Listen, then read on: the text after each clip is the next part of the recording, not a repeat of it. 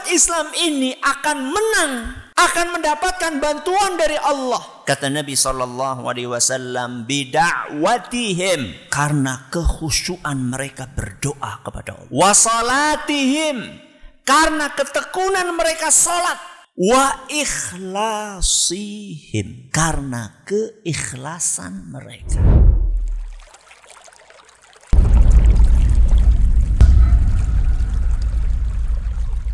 Bismillahirrahmanirrahim. Assalamualaikum warahmatullahi wabarakatuh. Alhamdulillahi rabbil alamin. Wabihi nasta'inu ala umuri dunya waddin. Wa sallallahu ala nabiyyina wa sayyidina Muhammadin wa ala alihi wa sahbihi ajma'in, amma ba'd. Kita panjatkan puja dan syukur kehadirat Allah Subhanahu wa Ta'ala pada malam yang berbahagia kali ini, tanggal 8 Jumadal Ula 1445 Hijriah, atau yang bertepatan dengan tanggal 21 November 2023. Kita kembali diberi kekuatan, kesehatan, hidayah serta taufik dari Allah Jalla wa'ala, sehingga kita bisa kembali menghadiri pengajian rutin adab dan akhlak di Masjid Jenderal Besar Sudirman di kota Purwokerto ini. Kita berharap semoga Allah Azza wa Jalla berkenan untuk melimpahkan kepada kita semuanya ilmu yang bermanfaat, sehingga bisa kita amalkan sebagai bekal untuk menghadap kepada Allah Jalla wa'ala. Allahumma amin. Salam dan salam semoga senantiasa tercurahkan kepada junjungan kita Nabi Agung Muhammad sallallahu alaihi wasallam, kepada keluarganya, sahabatnya, dan umatnya yang setia mengikuti tuntunannya hingga di akhir nanti. Para hadirin dan hadirat sekalian, juga segenap pendengar serta pemirsa rahimani wa rahimakumullah. Kita masih bersama hadis nomor 46 yang disebutkan oleh Imam Ibnu Hajar Al-Asqalani rahimahullah dalam kitab beliau Bulughul Maram Kitabul Jami', yaitu hadis yang berbunyi wa an Mahmud ibn Labid radhiyallahu anhu qala, dari Mahmud ibn Labid radhiyallahu anhu beliau berkata, qala Rasulullah sallallahu alaihi wasallam, Rasulullah SAW bersabda, inna akhwafa ma akhafu alaikum asyirkul asgharu ar-riya. Sesungguhnya hal yang paling aku khawatirkan akan menjangkiti kalian adalah syirik kecil, yaitu riya. Akhrajahu Ahmad bisanadin hasan. Hadis ini diriwayatkan oleh Imam Ahmad, dan kata Ibnu Hajar sanadnya hasan. Pada pertemuan yang lalu kita sudah membahas tentang hukum riya dan juga tingkatan-tingkatannya. Hari ini kita akan membahas tentang dampak buruk riya di dunia. Apa tema kita hari ini? Dampak buruk riya di dunia. Berarti kalau ada dampak buruknya di dunia, berarti ada dampak buruknya di mana? Di akhirat. Itu tema kita insyaallah pada pertemuan yang akan datang. Dampak buruk yang akan ditimbulkan dari riya di dunia ini akan dialami oleh person per person, akan dialami oleh individu per individu, dan juga akan dialami oleh masyarakat luas, akan dialami oleh umat secara keseluruhan. Jadi dampak buruk yang akan ditimbulkan dari riya itu bukan hanya bakal menimpa orang per orang, tapi juga akan mengakibatkan keburukan bagi umat secara keseluruhan. Di hadapan kami ada 3 dampak buruk yang bakal ditimbulkan gara-gara penyakit yang satu ini, yaitu riya. Apa yang pertama? Dampak buruk yang pertama, riya itu akan mengakibatkan kehilangan nikmatnya ibadah. Apa yang pertama? Akan mengakibatkan kehilangan nikmatnya ibadah. Aslinya ibadah itu nikmat atau tidak? Nikmat. Orang itu akan merasakan nikmatnya ibadah ketika melakukan atau sesudahnya. Saat melakukan atau sesudahnya? Dua-duanya. Ketika sholat nikmat, setelah sholat juga nikmat. Bahkan orang yang beriman itu sebelum ibadah saja sudah nikmat. Jadi bukan hanya nopo, bukan hanya pas ngelakuin, bukan hanya sesudahnya. Bahkan sebelum melakukan ibadah, dia sudah pengen, kangen, rindu dengan ibadah itu. Kita kan sering dengar ya hadis, sab'atun yudhilluhumullahu fi dhillihi yawma la dhilla illa dhilluh. Di padang mahsyar nanti ada berapa golongan? 7 golongan yang akan mendapatkan naungan Allah. Gak merasa panas di padang mahsyar. Salah satunya siapa? Warajulun qalbuhu mu'allaqun bil masajid. Salah satu dari 7 golongan itu adalah seseorang yang hatinya terikat dengan masjid. Maksudnya apa? Anak taline gue dijiret kang lawang umah menglawang putih masjid. Seperti itu. Bukan. Hatinya, bukan talinya. Hatinya terikat dengan masjid. Dengan masjid. Maksudnya kangen, pengen mau masjid. Terus. Rampung subuh, pripun? Rampung subuh, pripun? Zuhur dening suwe temen ya. Jenengan kayak gue apa ora? Nggih. Alhamdulillah. Bubar asar, pripun? Dene magrib suwe temen ya. Bubar isya, dene ora subuh-subuh ya. Hatinya terikat dengan masjid, alias kangen. Jadi dia merindukan. Kalau merindukan berarti nikmat.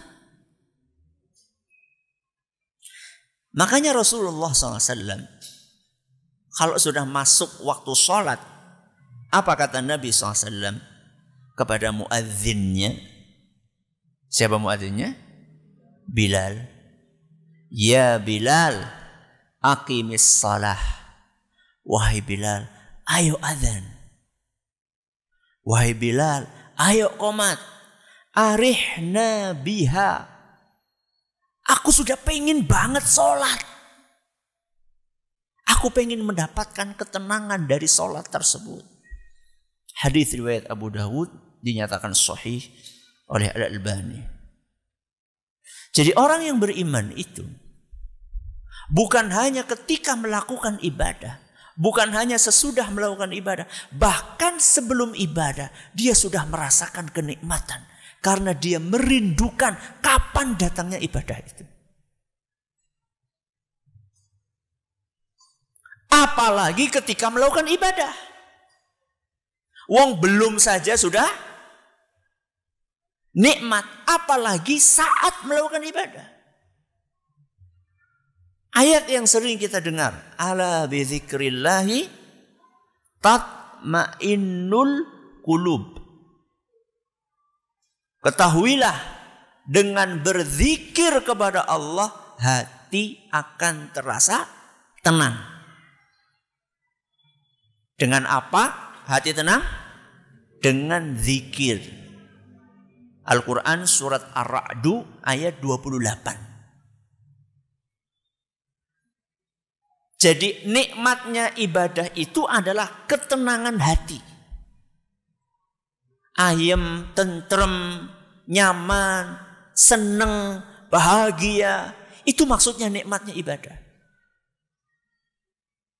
Ustaz, ayatnya kan ngomong zikir, Ustaz. Ala bidzikrillahi napa? Tatmainnul qulub. Dengan berzikir hati akan tenang. Baik. Sedekah. Hati tenang enggak? Tenang. Birrul walidain. Hati tenang enggak? Tenang. Mana dalilnya? Ayatnya kan bicara tentang apa? Zikir. Maka zikir itu bisa bermakna umum, ya. Semua jenis apa? Ibadah. Itu bisa dinamakan zikir. Karena zikir itu mengingat Allah. Jenengan sedekah karena mengingat Allah memerintahkan jenengan untuk apa? Sedekah. Jenengan birrul walidain. Kenapa? Karena Allah nyuruh, ingat Allah nyuruh kita untuk apa? Birrul walidain. Berarti kan ingat Allah. Ini jawaban yang pertama. Jawaban yang kedua, ada ayat lain selain ayat yang tadi saya sebutkan, yang menyebutkan bahwa semua amal soleh, semua apa? Amal soleh itu bisa mendatangkan ketenangan. Bukan hanya apa? Zikir saja. Yaitu firman Allah Azza wa Jalla dalam surat An-Nahl. Surat apa? An-Nahl ayat 97. Apa kata Allah Azza wa Jalla dalam surat An-Nahl ayat 97? Man 'amila shalihan min dzakarin aw unsa wa huwa mu'min falanuhyiyannahu hayatan thayyibah. Siapapun laki-laki, perempuan, yang penting dia beriman manakala dia beramal saleh. Kata Allah Azza wa Jalla, kami akan bikin hidupnya nyaman. Hidupnya enak, tentrem, tenang. Amal soleh apapun. Berarti termasuk sholat, apalagi? Baca Quran, apalagi? Puasa, pamaning? Sedekah, pamaning? Kurban, pamaning? Umroh, haji, hadir pengajian, baca Quran, zikir pagi, zikir petang. Seluruh amal soleh yang kita kerjakan itu akan mendatangkan ketenangan. Pertanyaannya, jenengan setelah sholat tenang enggak? Orang usah ngomong setelah. Pas sholat tenang orang. Sige bela. Nek imame macane dawa kepriwe jenengan? Tenang apa medegel? Jujur. Tenang? Awalnya tenang, sesuai izin rampung-rampung gitu. Dawa temen ke suratan. Berarti tenang enggak? Enggak. Allah Azza wa Jalla, kata Syekhul Islam, itu syakur. Asy-syakur itu salah satu nama Allah. Apa artinya asy-syakur? Maha berterima kasih. Maha membalas. Kenapa? Maha berterima kasih, maha membalas. Orang ketika beramal soleh pasti akan dibalas oleh Allah. Di mana? Di dunia dan di akhirat. Saya ulangi. Apa nama salah satu nama Allah? Asy-Syakur. Apa artinya Asy-Syakur? Maha berterima kasih, maha membalas. Salah satu bentuk kemaha terima kasihan Allah adalah ketika ada manusia beramal soleh, pasti dibalas. Tidak mungkin enggak. Di mana dibalasnya? Di dunia dan di akhirat. Salah satu balasan di dunia adalah ketenangan hati. Kenapa? Ketenangan hati. Mesti, enggak mungkin enggak. Maka kesimpulannya apa? Kalau kita sudah beramal soleh, kok hati kita enggak tenang? Berarti apa? Berarti Allah tidak syakur, atau berarti amalan kita belum benar? Yang mana coba? Allah bukan syakur, atau amalan kita belum benar? Amalan kita belum benar. Apa kata Syekhul Islam rahimahullahu ta'ala? Fahaitsu lam yajid dzalika fa'amaluhu madkhul. Siapapun yang merasa sudah beramal soleh, kok enggak mendapatkan kedamaian, enggak merasakan ketenangan, enggak merasakan ketentraman, maka ketahuilah amal dia bermasalah. Masalah apa, Nek? Masalah apa? Niatnya apa cara, Nek? Niatnya atau caranya? Dua-duanya. Kalau salah satu, ya bermasalah juga. Kalau enggak bermasalah niatnya, ya bermasalah caranya. Kalau enggak, ya bermasalah dua-duanya. Bermasalah niat niku napa? Ora ikhlas alias riya. Jadi orang yang sholat dan dia riya nggak akan mendapatkan ketenangan.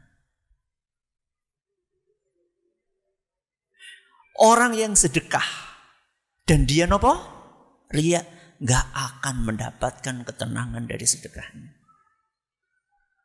Orang yang birrul walidain dan dia riya dalam birrul walidainnya, gak akan mendapatkan ketenangan dari birrul walidainnya.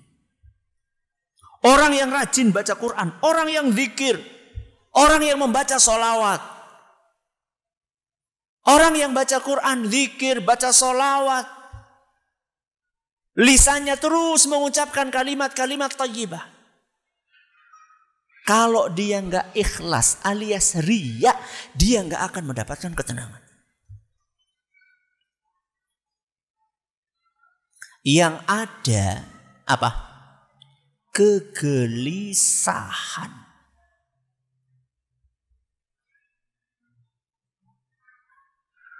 Bahkan tidak sedikit orang yang beramal, setelah beramal kecewa. Kenapa kecewa? Gak ada orang yang memuji. Orang sing ngelem. Dan dia ngajok, aku kenapa infaknya mau gede banget ya? Jebule orang sing ngelem. Yang ada adalah penyesalan. Yang ada adalah kekecewaan. Rugi? Rugi? Rugi apa untung? Rugi, kelangan duit orang lihat apa-apa. Dia sudah keluarkan duit banyak untuk umroh, untuk haji, untuk kurban, untuk bagi-bagi sembako, jebule ora kepilih.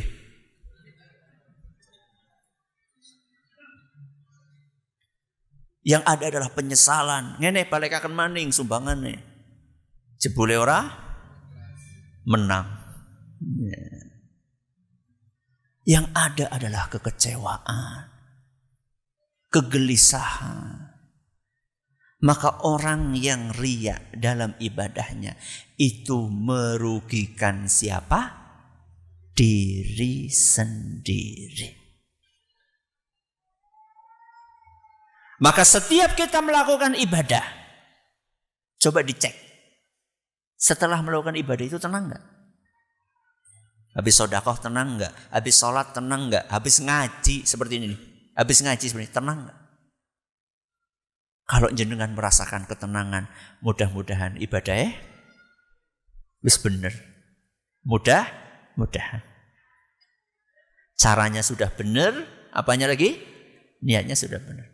Kalau habis melakukan ibadah, kok belum mendapatkan ketenangan, apa yang mesti dilakukan?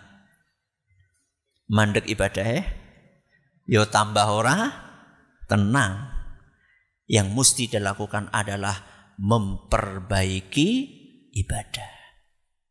Mungkin caranya belum sesuai nopo tuntunan Rasulullah SAW. Mungkin khusyuknya belum seperti yang diajarkan oleh siapa? Rasulullah SAW. Mungkin niatnya belum ikhlas, murni karena Allah Azza wa Jalla. Masih keselip niat-niat pengen dipuji sama orang lain. Dah, ini dampak buruk yang pertama. Apa tadi? Kehilangan nikmatnya ibadah. Dampak buruk yang kedua, akan dipermalukan di hadapan umum. Apa yang kedua? Akan dipermalukan di hadapan umum. Saya tanya sama jenengan. Orang yang riya, kenapa? Orang yang riya, dia itu pengen mendapatkan reputasi yang baik atau yang buruk? Baik. Orang riya itu pengen mendapatkan reputasi baik, bukan reputasi yang buruk. Orang yang riya itu pengennya disangka ikhlas atau disangka riya? Orang riya pengennya disangka sama orang banyak ikhlas atau disangka sama orang banyak riya? Ikhlas. Walaupun riya. Buktinya apa? Buktinya kalau ada orang meragukan niatnya, apa dia? Oh, nadanya naik. Kok percaya nyung ikhlas? Berarti yang dia inginkan itu adalah reputasi baik, bukan reputasi buruk. Walaupun sebenarnya isi hatinya buruk, tapi penginnya kelihatan baik. Ketahuilah, orang-orang yang punya kebiasaan seperti itu dan tidak ada keinginan untuk memperbaiki diri, gak pengen tobat, gak pengen mengikhlaskan niat, ketahuilah orang-orang yang seperti ini akan dibongkar keburukannya di depan umum. Reputasi baik yang dia impi-impikan itu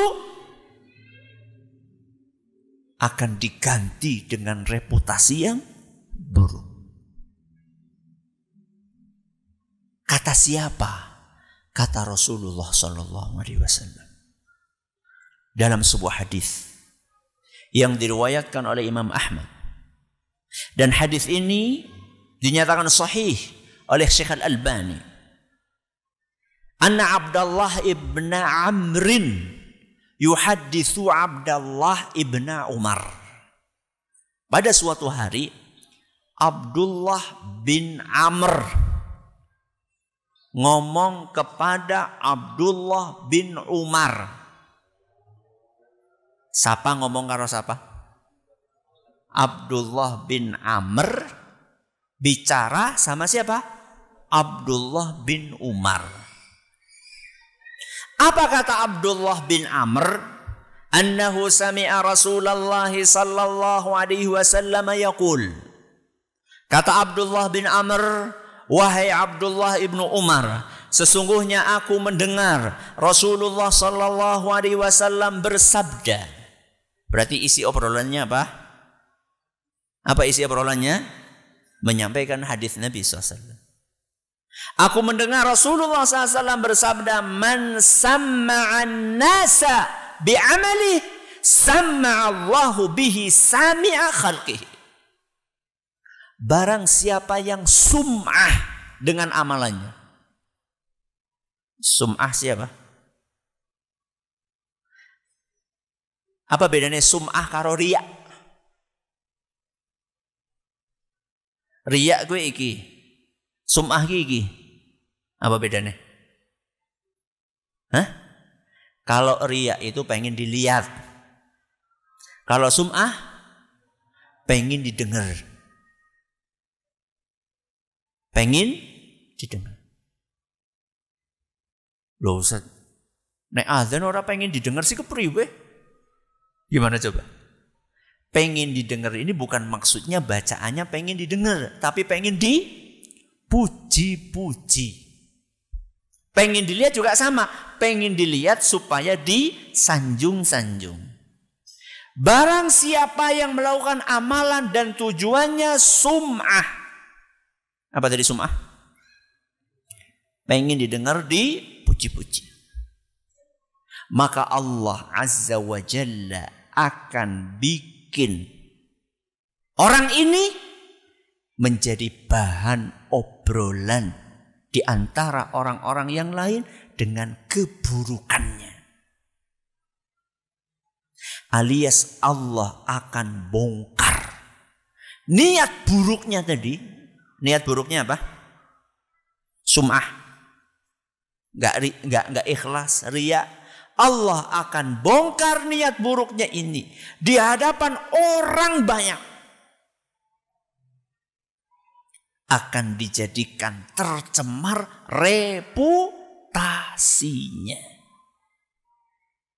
Terus apa kata Nabi SAW?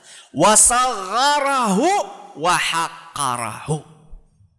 Dan Allah akan bikin orang ini rendah dan remeh di hadapan orang banyak.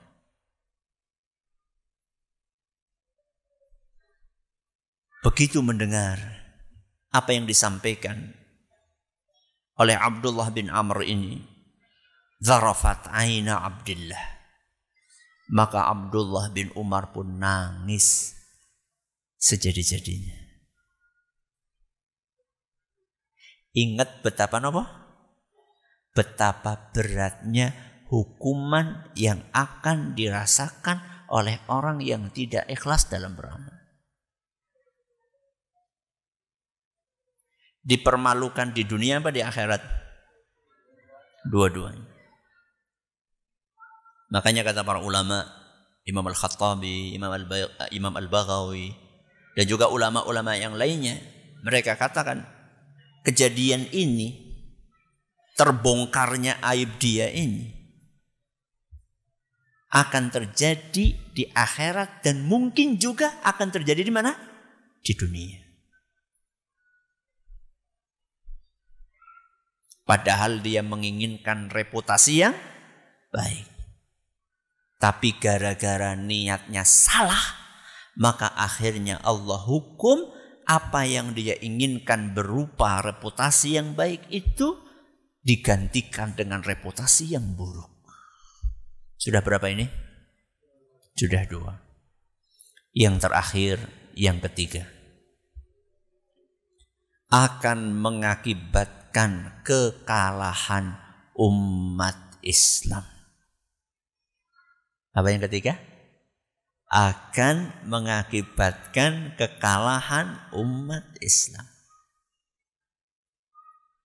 Coba jenengan analisa. Ya, jenengan analisa. Tadi di awal saya sudah ngomong apa?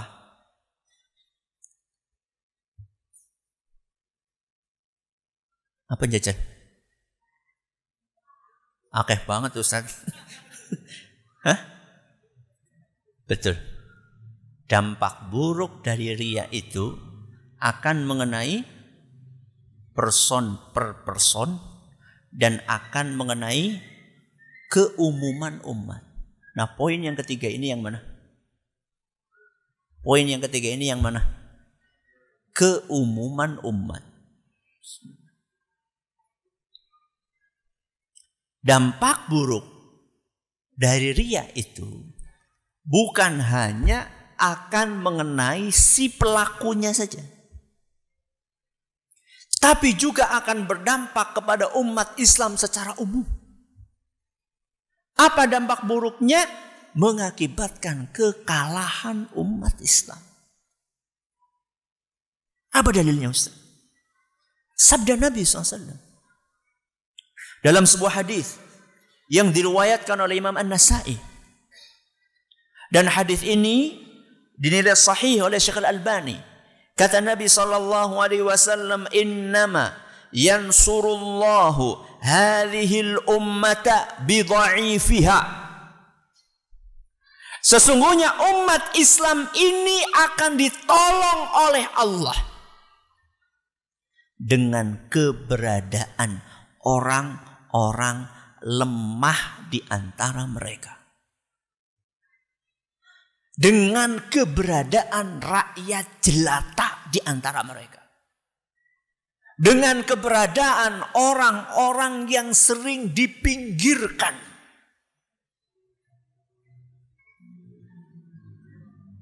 Umat Islam ini akan menang. Akan diberi pertolongan dan bantuan oleh Allah. Dengan keberadaan manusia-manusia tersebut. Yang malah justru biasanya kaum lemah itu yang diapain? Yang disingkirkan, yang dianggap remeh.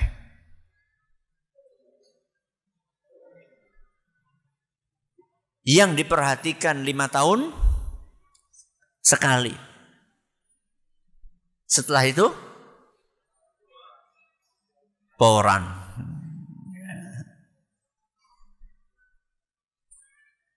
Kok bisa? Allah akan memberikan pertolongan dengan keberadaan orang-orang itu. Kata Nabi SAW, bida'watihim. Karena kekhusyuan mereka berdoa kepada Allah. Wasalatihim. Karena ketekunan mereka salat. Wa ikhlasihim. Apa? Karena keikhlasan mereka. Ini yang perlu kita garis bawahi. Jadi umat Islam ini akan menang, akan mendapatkan bantuan dari Allah untuk mengalahkan musuh-musuhnya kalau mereka ikhlas dalam menjalankan ibadah kepada Allah Azza wa Jalla. Salatnya karena Allah, sedekahnya karena Allah, jihadnya karena Allah, baca Qur'annya karena Allah, infaknya karena Allah, doanya kepada Allah, bukan kepada kuburan.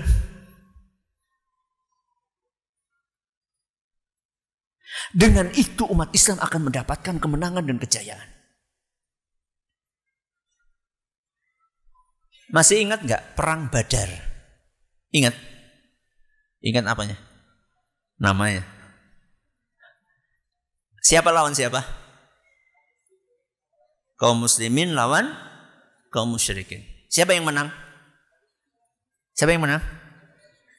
Yakin? Yakin. Jumlahnya 300. Sedikit, lebih sedikit daripada kaum musyrikin. Kaum muslimin jumlahnya cuma sepertiganya saja. Pertanyaannya, kenapa orang musyrik kalah? Allah takdirkan kalah, yes. Ya, tapi kan ada sebabnya. Ada apa? Sebabnya. Kenapa orang musyrikin kalah? Niatnya enggak ikhlas. Allah rekam itu di dalam surat Al-Anfal. Surat apa? Al-Anfal. Ayat 47. Surat apa? Al-Anfal. Ayat berapa? 47. Apa kata Allah Subhanahu wa ta'ala? Wala takunu kalladzina kharaju min diyarihim bataran wari'an nas. Wahai kaum muslimin, Jangan kalian keluar menuju medan perang batoron. Napa batoron? Dengan penuh kesombongan, dengan penuh keangkuhan, wari'a'an nas, dan dengan tujuan riya. Wahai kaum muslimin, jangan kalian keluar medan perang seperti orang-orang yang keluar menuju medan perang dengan kesombongan dan riya. Siapa mereka? Siapa mereka? Kaum musyrikin. Jadi Allah Azza wa Jalla mewanti-wanti siapa? Mewanti-wanti kaum muslimin. Wahai kaum muslimin, kalian jangan kayak mereka. Dari dulu, keunggulan umat Islam itu apanya? Peralatan, persenjataannya, atau keimanannya? Dari dulu keunggulan umat Islam itu adalah keimanan yang mereka miliki. Kalau persenjataan itu dari dulu selalu kaum muslimin kalah. Secara perhitungan matematis. Persenjataan kalah, tunggangan kalah, jumlah kalah. Dari dulu seperti itu. Yang bikin menang apa? Iman, ikhlas, sholat, tauhid, kepedulian antar sesama. Itu yang bikin menang. Lah sekarang kalau alat nggak ada, alat nggak lengkap, jumlah sedikit, sholat orang, priwe, bubar.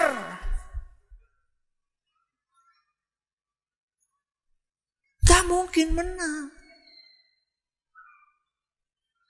Maka jamaah yang kami hormati, rahimani wa rahimakumullah,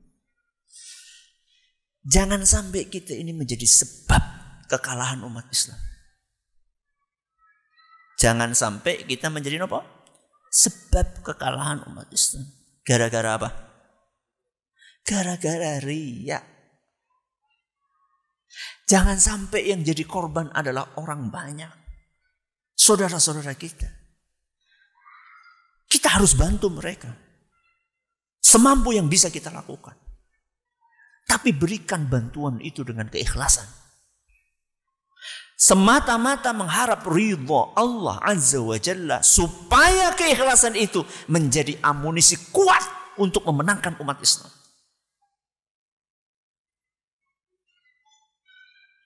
Sudah berapa ini dampak buruknya? Sudah 3. Apa yang pertama? Apa?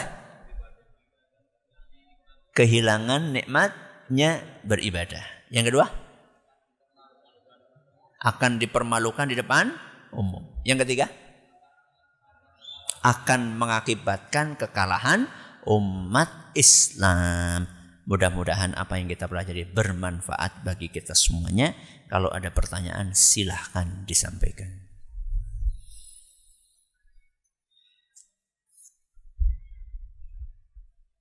Ada?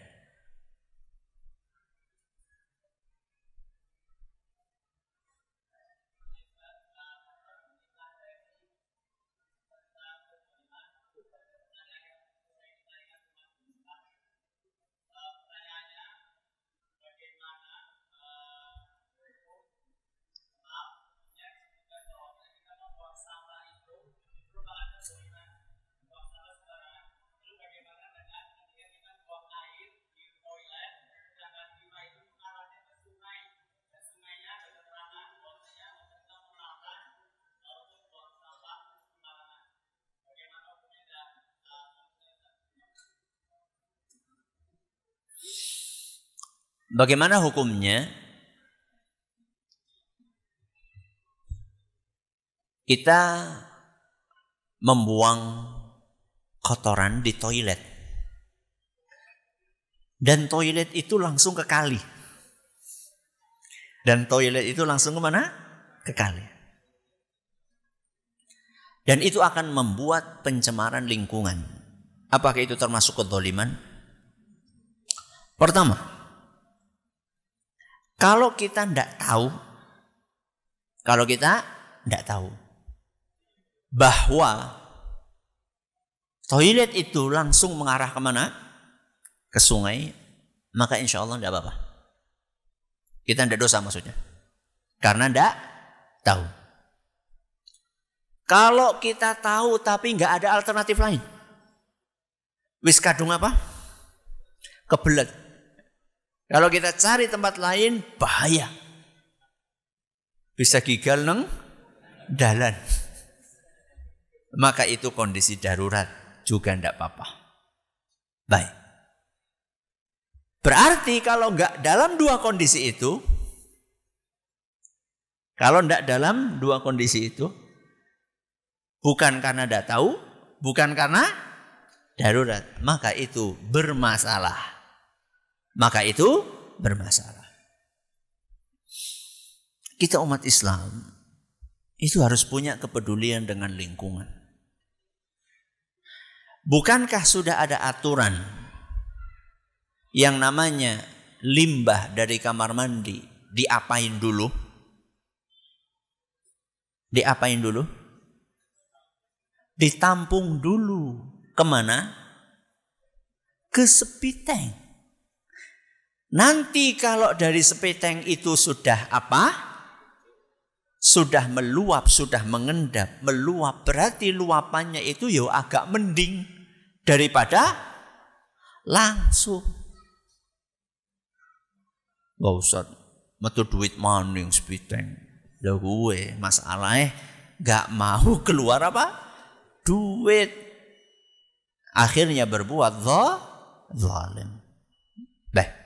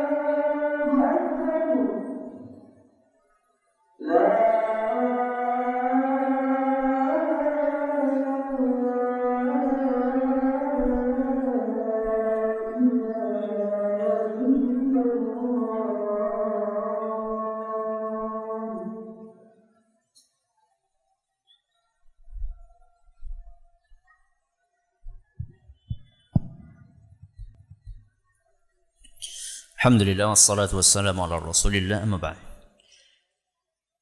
Menyambung tadi. Jadi kalau kita tidak tahu tidak apa-apa, kalau terpaksa juga tidak apa-apa. Tapi kita juga nggak perlu nanya setiap akan masuk ke toilet. Setiap masuk pom bensin, ispitengin di nggak perlu juga. Setiap kita pergi ke masjid pengen apa? Kamar mandi, nanya dulu sama takmirnya, ini spitengnya mana? Enggak juga. Enggak. Khawatirnya praktek seperti itu termasuk tanattu'. Tanattu' itu adalah berlebih-lebihan. Sikap berlebih-lebihan yang itu tercela di dalam Islam. Ada yang lain? Cek.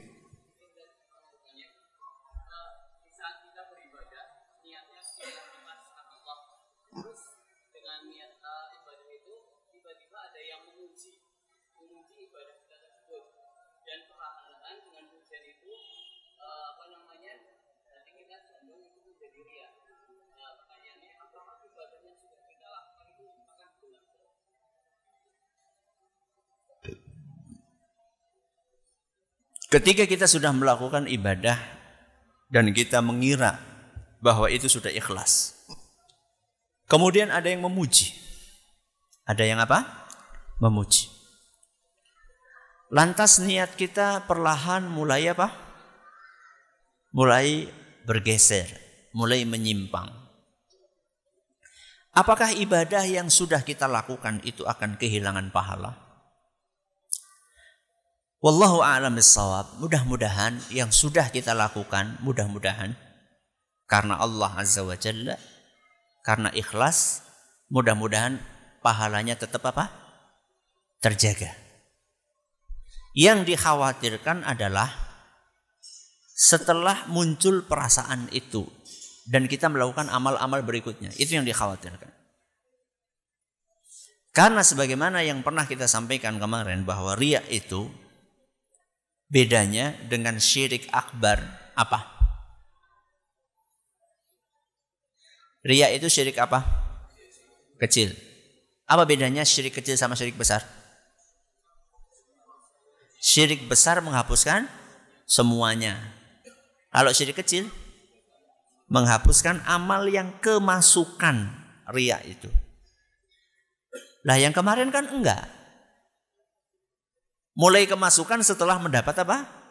Pujian. Baik. Kalau kita mengalami kondisi kayak tadi, sudah berusaha ikhlas, tahu-tahu ada yang muji. Bagaimana seharusnya sikap kita? Pertama, seharusnya sikap kita adalah jujur. Jujur dengan siapa? Jujur dengan diri sendiri. Ini sikap yang pertama. Apa? Jujur dengan diri sendiri. Apa maksudnya Ustaz? Maksudnya kita ini lebih tahu tentang kualitas ibadah kita dibandingkan orang lain. Orang lain yang muji-muji kita itu cuma ngelihat apanya, casing dan luarnya kita.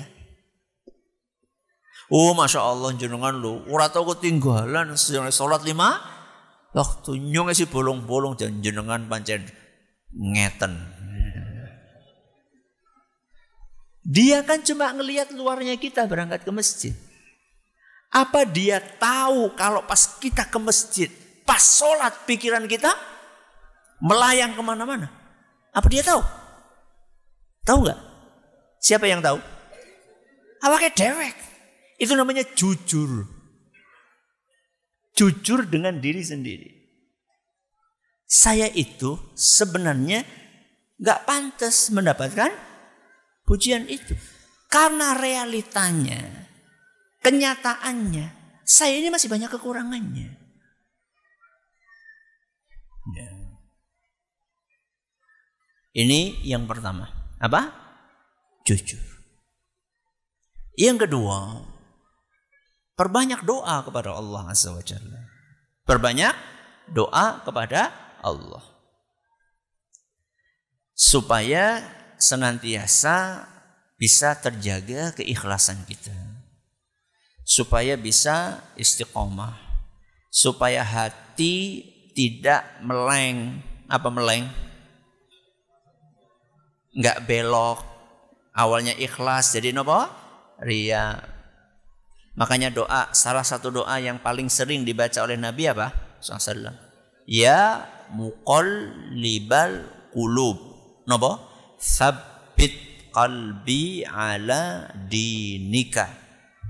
Wahai yang maha membolak-balikkan hati, jadikanlah hatiku ini kokoh, istiqomah, ikhlas terus di atas agama. Ini yang keberapa? Ini yang kedua. Yang ketiga, kalau bisa nasihati orang itu supaya enggak sering-sering memuji atau memuji berlebihan. Karena Rasulullah Sallallahu Alaihi Wasallam menyampaikan bahwa orang yang memuji-muji temannya itu seperti orang yang memenggal lehernya. Kata Nabi SAW menegur salah seorang sahabat yang sedang memuji-muji temannya. Kata Nabi SAW, kamu telah memenggal leher temanmu. Apa maksudnya? Kamu telah bikin temanmu binasa. Tadi sebelum kamu puji-puji, temanmu itu ikhlas insya Allah. Tawaduk, rendah hati. Dan itu adalah amalan dia untuk masuk surga. Begitu kamu puji-puji, itu bisa berakibat memunculkan kesombongan. Dan kesombongan itu adalah penghalang orang masuk surga. Sejatinya kamu sudah membinasakan dia. Maka nasihati, jangan berlebihan untuk memuji. Kalau pujian tujuannya motivasi, Ustaz. Kalau enggak berlebihan enggak apa-apa.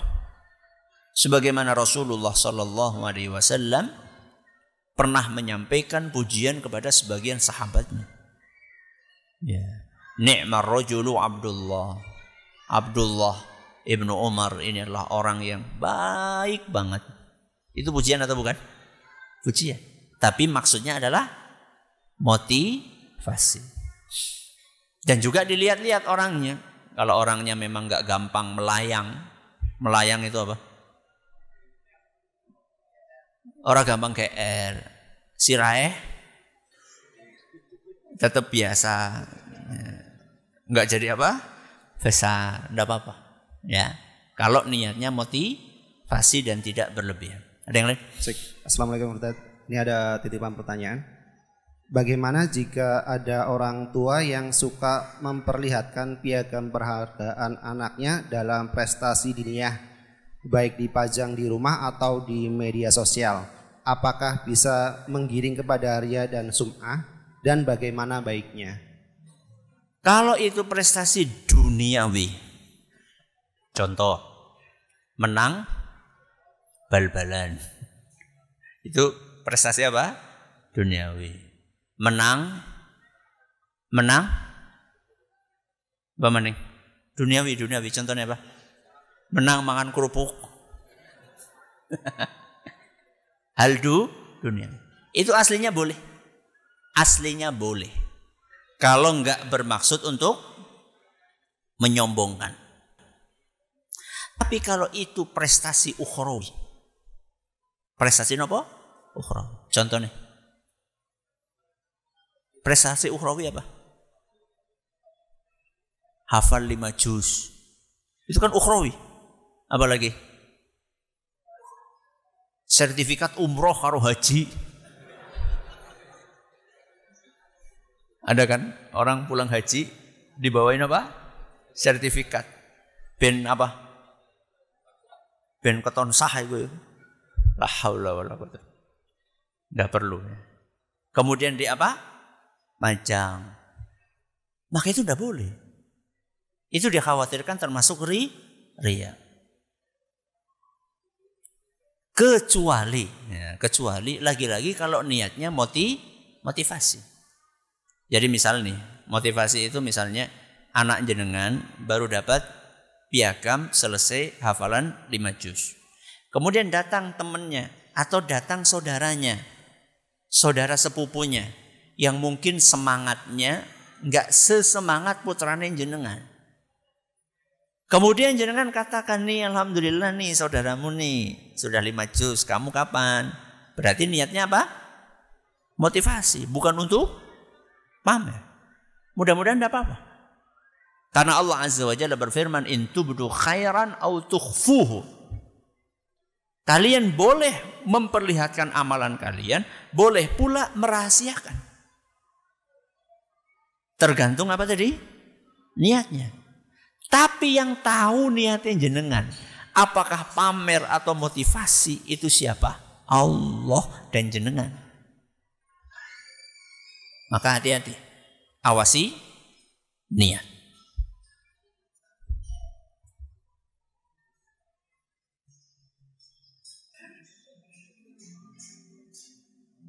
Mau tanya, kalau share di media dengan tujuan untuk motivasi orang supaya ibadahnya lebih baik, kita share ibadah yang kita lakukan sambil diselipkan hikmah, apakah termasuk riya? Karena beda-beda tipis. Baik, lagi-lagi tergantung apa tadi? Niatnya. Allah Maha tahu. Jadi kita itu saat bersedekah, saat apa? Bersedekah. Kemudian kita pasang status. Pasang apa? Status. Habis bersedekah buat fakir miskin. Mudah-mudahan diterima Allah. Atau jenengan habis ikut kerja bakti ngecor di Tunas Ilmu. Misal. Tunggu aja pengumumannya. Kemudian jenengan pasang di mana? Medsos. Itu riya atau tidak? Tergantung niat. Kalau niatnya motivasi orang supaya ikut sedekah, supaya ikut kerja bakti, maka itu enggak riya. Tapi kalau niatnya pamer, itu riya. Niatnya mencari pujian, itu riya. Maka yang paling tahu adalah Allah. Kemudian hati kita sendiri. Mudah-mudahan bermanfaat. Kita akhiri dengan doa kafaratul majlis. Subhanakallahumma bihamdika asyhadu an la ilaha illa anta astaghfiruka wa atubu ilaik. Assalamualaikum warahmatullahi wabarakatuh.